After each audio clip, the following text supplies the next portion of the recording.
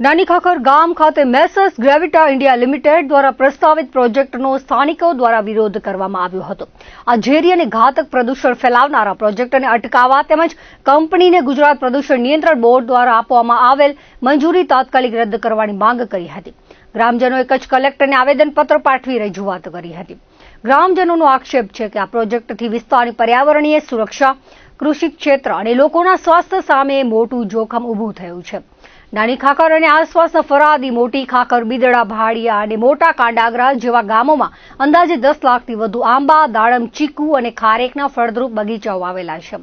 Company દ્વારા દર વર્ષે હજારો મેટ્રિક ટન કોપર, પ્લાસ્ટિક અને અન્ય મેટલ સ્ક્રેપની પ્રક્રિયા કરવા માટે ઊંચા તાપમાને ફર્નેસ ચલાવવામાં આવનાર છે. પીવીસી કોટિંગ ધરાવતા કોપર વાયરના સ્મેલ્ટિંગ દરમિયાન ડાયોક્સિન, ફ્યુરાન અને હાઇડ્રોજન ક્લોરાઇડ જેવા અત્યંત ઝેરી ગેસ મુક્ત થશે, જેના કારણે કેન્સર, શ્વસન તંત્રની બીમારીઓ અને જન્મજાત ખામીઓ જેવા ગંભીર રોગો થવાની ભીતિ સેવાઈ રહી છે. પ્રદૂષણ સીધું ફળોના બગીચાઓ પર પથરાશે, જેનાથી સ્થાનિક ખેતી નષ્ટ થઈ જશે, લોકો આજીવિકા ગુમાવશે. ઉપરાંત આ વિસ્તારમાં રહેલા 1000 થી 1200 જેટલા પશુધનની સુરક્ષા અને પશુપાલન પર નિર્ભર પરિવારોની રોજગારી પર પણ જોખમ મુકાશે. આવેદનપત્રમાં કંપની દ્વારા સરકારી તંત્રને ગેરમાર્ગે દોરીને ખોટી માહિતી રજૂ કરવામાં આવી હોવાના ગંભીર આક્ષેપો કરાયા છે. પ્રોજેક્ટ સ્થળથી માત્ર 100 મીટરના અંતરે નિરાશ્રિત અને દિવ્યાંગો માટેની સંસ્થા વિકલાંગ જીવન વિકાસ મંડળ અને નજીકમાં જ બિદડા સરોવર ટ્રસ્ટની હોસ્પિટલ આવેલી હોવાની હકીકતો પણ છુપાવવામાં આવી છે. વધુમાં કંપનીએ 12 થી 15 કિલોમીટર દૂર આવેલા ભરાડી માતા ઢુવા રિઝર્વ ફોરેસ્ટને દસ્તાવેજોમાં 221 કિલોમીટર દૂર બતાવ્યું છે.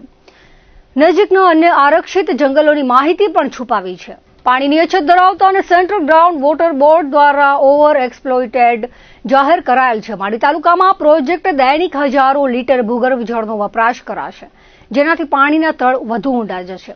કંપની દ્વારા ઝીરો લિક્વિડ ડિસ્ચાર્જનો દાવો કરવામાં આવ્યો હોવા છતાં સ્લજ ડ્રાઇંગ બેડની વ્યવસ્થા દર્શાવી છે, જે ચોમાસા દરમિયાન ભૂગર્ભ જળને પ્રદૂષિત કરી શકે છે.